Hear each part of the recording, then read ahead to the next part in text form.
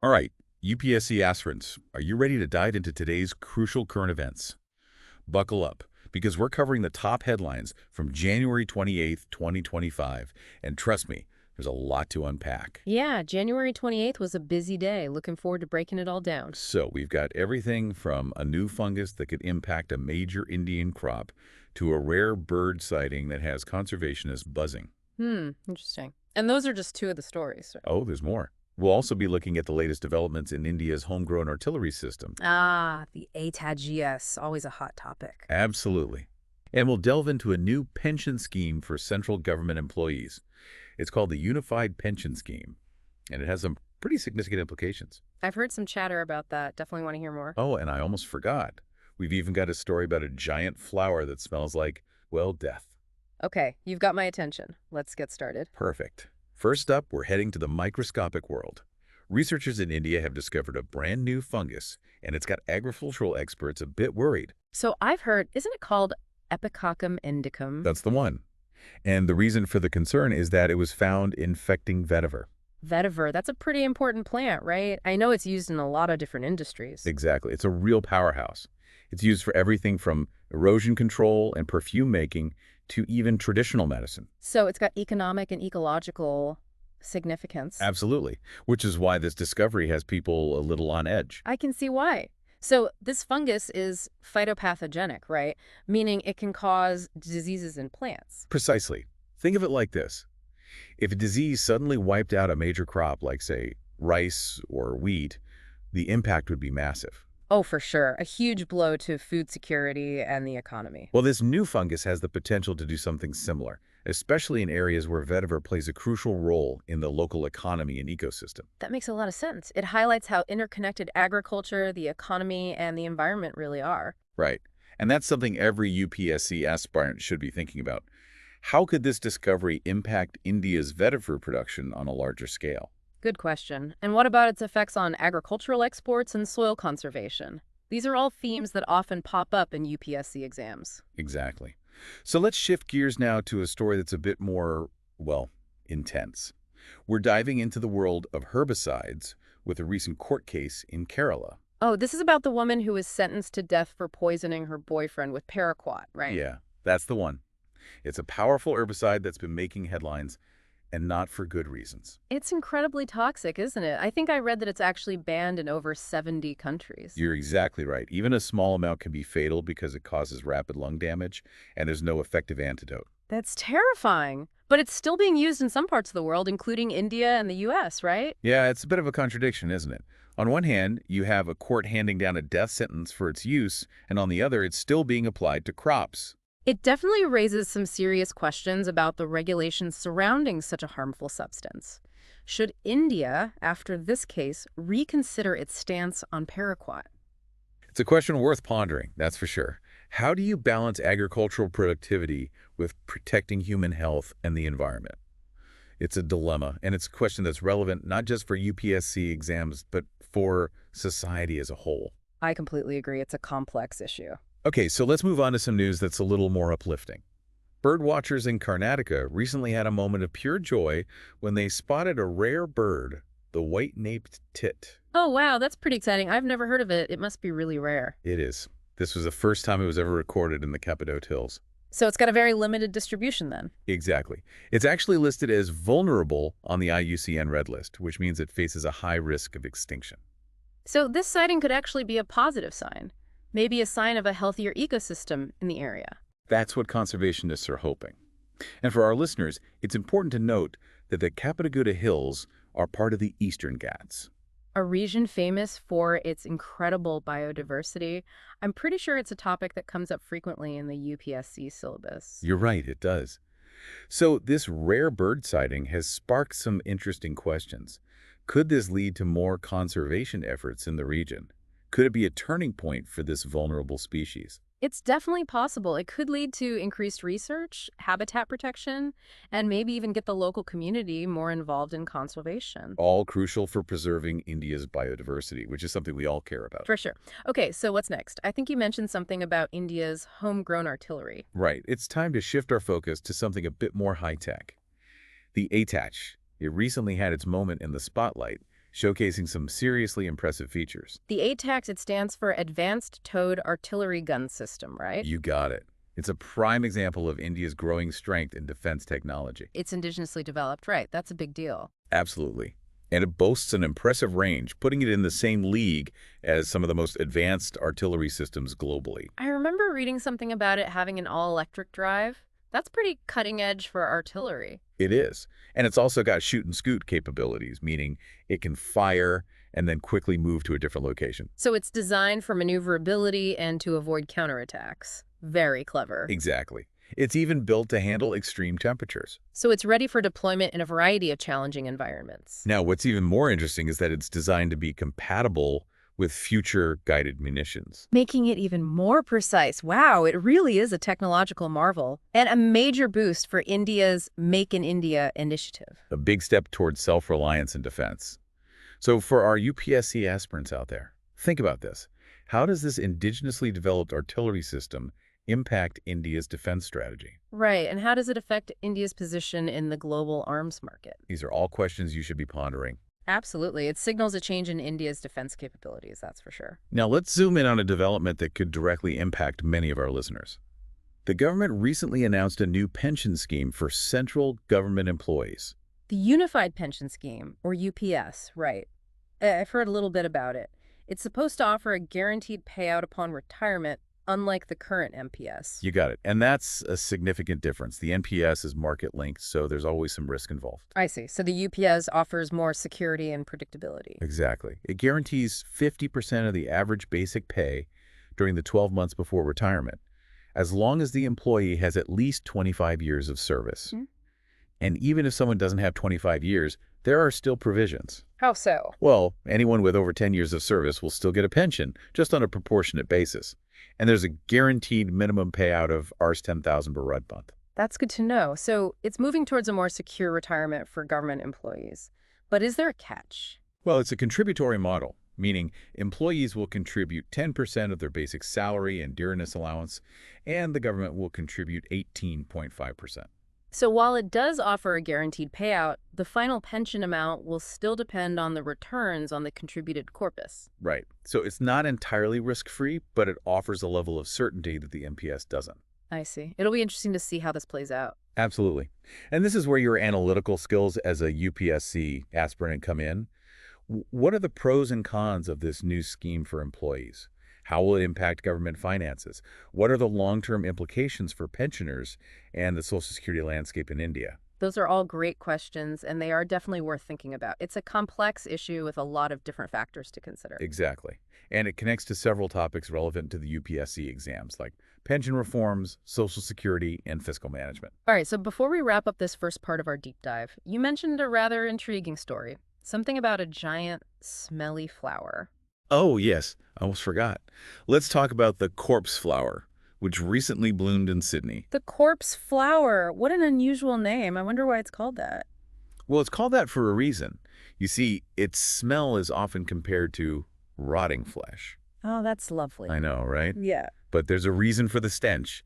It's all part of its pollination strategy. Really? So it attracts insects that are usually drawn to decaying matter. Fascinating. Nature is full of strange and wonderful adaptations, even if some of them are a bit unpleasant to our senses. Absolutely. Nature always finds a way. So true. All right, welcome back to our deep dive into today's top current affairs, curated just for you, the UPSC aspirant. That's right. In part one, we covered a lot of ground, from a new fungus that could be a threat to vetiver to India's latest advancements in artillery tech. And now we're going to shift gears and take a closer look at some concerning health trends emerging in Assam's tea plantations. That's right. We're talking about chronic pulmonary aspergillosis, or CPA for short. CPA, it's a mouthful. It is, but it's a serious issue, and a recent study has revealed a pretty worrying prevalence of this fungal infection among tea plantation workers. A fungal infection, you said. What causes it? Well, it's caused by a fungus called Aspergillus fumigatus, and it tends to affect people with weakened immune systems or pre-existing lung damage. That makes sense. And considering the working conditions and overall health challenges in many tea plantations, I can see why this would be a concern. Exactly. And to make matters worse, the study found a link between CPA and a history of tuberculosis. TB, that's a major health problem in India already. It is. So this means that people recovering from TB are at an even higher risk of developing this lung infection. That's definitely cause for concern. So, how do you diagnose it? Does it have unique symptoms? That's actually one of the tricky things about CPA. It often mimics the symptoms of tuberculosis, which can make diagnosis difficult. So, early detection and treatment are absolutely crucial then. Absolutely. If it's not treated, it can lead to severe lung damage and even respiratory failure. So, for all the UPSC aspirants out there, what's the key takeaway from this? How does this connect to the UPSC syllabus? This study brings to light the health challenges faced by vulnerable communities like tea plantation workers. It's not always something that makes the headlines, but it's a critical issue. I see. It highlights the need for better healthcare infrastructure in these regions, better disease surveillance, and more preventative measures. Exactly. It's a multifaceted issue that links to public health policies, occupational hazards, and even socioeconomic disparities. All critical themes that UPSC aspirants need to be aware of. Okay, so let's move on now to a topic that's vital for understanding India's economic development: inland waterways. Absolutely. The Inland Waterways Authority of India, or IWAI, recently inaugurated a new regional office in Varanasi. Varanasi, interesting choice. It's strategically located along the Ganga River. That's no coincidence. This move expands IWAI's presence along the Ganga and its tributaries in Uttar Pradesh. A region that has huge potential for inland water transport. Exactly. We all know that the Ganga is a vital economic artery for India.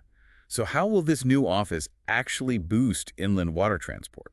Well, for one, it will strengthen the development and maintenance of the waterways for navigation, and it'll facilitate closer collaboration with Uttar Pradesh's own Inland Waterways Authority.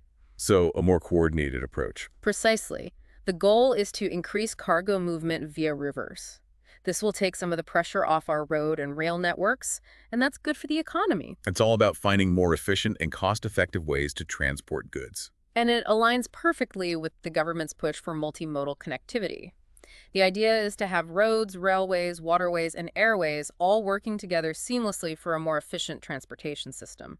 So for our UPSC aspirants, this is a clear signal to explore the role of inland waterways in India's infrastructure plans. Right. It connects to topics like sustainable transportation, regional economic growth, and the environmental concerns surrounding our riverine ecosystems. Okay, so let's switch gears now to the financial sector. We're going to talk about something that every UPSC aspirant should be familiar with. It's called the Reserve Bank-Integrated Ombudsman Scheme. Ah, yes. This scheme was launched back in November 2021. It was designed to be a one-stop shop for resolving customer complaints. You got it. It basically simplifies the whole grievance redressal process for anyone facing issues with banking services, digital transactions, or even those pesky non-banking financial companies. So regardless of which financial institution is giving you a hard time, you can file a complaint through this scheme. Exactly. It's like a direct line to address any grievances you have. And what's really interesting is that this scheme uses a one nation, one ombudsman approach. So it's jurisdiction neutral. You got it. You can lodge a complaint no matter where the financial institution is located. It's all about making the process more accessible and user-friendly. Makes sense. So for our listeners who are preparing for the UPSC exams, how does this scheme fit into the bigger picture of governance and financial regulation in India? It's a clear indication of the government's efforts to strengthen financial inclusion and to ensure that customers are treated fairly. Right. It really points to the changing landscape of consumer protection within the financial sector. Exactly. And this could come up in questions related to financial regulation, consumer rights, and the RBI's role in safeguarding the public interest. All crucial areas for UPSC aspirants. All right, so now let's move to a story that sheds light on some of the ongoing security challenges faced in certain parts of the country. We're going to talk about a recent incident in Chhattisgarh's Udanti Sitanadi Tiger Reserve. Yes, the encounter between security forces and suspected Maoists. Exactly. The Udanti Sitanadi Tiger Reserve is a biodiversity hotspot, but it's also located in a region that's been grappling with Maoist activity for years. It's a complicated situation for Sure sure. it is, and this recent incident, where 12 suspected Maoists were killed, just highlights how sensitive this issue is. So what are the key takeaways for our UPSC listeners? Well, this incident brings up a lot of important questions about internal security strategies, the challenges of maintaining law and order in remote areas, and the impact of such conflicts on development and conservation work. Right. It also makes you think about the delicate balance between protecting biodiversity and ensuring the safety of local populations and security personnel. It's a multidimensional issue with huge implications. It is. Welcome back, UPSC aspirants. It's time for the final part of our deep dive into the most important current affairs of January 28th, 2025. We've covered quite a range of topics today, haven't we? We have, from the health of tea plantation workers to the intricacies of the financial sector. But before we wrap up, I think it's worth circling back to the topic of pensions. You're right. We talked about the new unified pension scheme, but how does it actually compare to the existing national pension system? Yeah, that's a good point. For those currently under the NPS, this new scheme presents a bit of a dilemma. A choice, really. Stick with the market-linked MPS or go for the guaranteed payout of the UPS. Tough decision, because the NPS, being market-linked, has the potential for higher returns. But of course, it also comes with those inherent market risks, right? Exactly. The UPS, on the other hand, offers a fixed, predictable pension, but the growth potential is limited. So it's a trade-off between potential gains and security. Absolutely. And this is where those analytical skills you're honing for the UPSC exams really come into play. You need to understand the details of each scheme, their potential impact on government finances, and the long-term implications for pensioners. It's a great opportunity to really dig into topics like pension reforms, Social Security, and fiscal management. All of which are highly relevant for the UPSC exams, of course. All right, so before we sign off, I want to take us back to where we started. Back to the Epicoccum indicum fungus, the tiny threat to vetiver. The one and only. It's just a tiny organism, but it really highlights the interconnectedness of our ecosystem. Right, how even small changes can set off a chain reaction. And how a seemingly insignificant fungus could disrupt an entire industry, impact livelihoods, and have these ripple effects across the economy and environment. It's a reminder that seemingly small events can have huge consequences. And that's crucial not just for your UPSC exams, but for anyone who's going to be involved in shaping policy or making decisions that impact our future. Couldn't agree more. And on that note, that brings us to the end of our deep dive into the current affairs of January 28th, 2025. We covered a lot today. We did, and hopefully it's giving you, the UPSC aspirant, plenty to think about. Remember, these are just starting points. Keep asking questions, keep making those connections, and keep developing your own perspectives on these issues. That's what will set you apart as a UPSC aspirant. And as a future leader. Until next time, happy studying and all the best for your UPSC journey.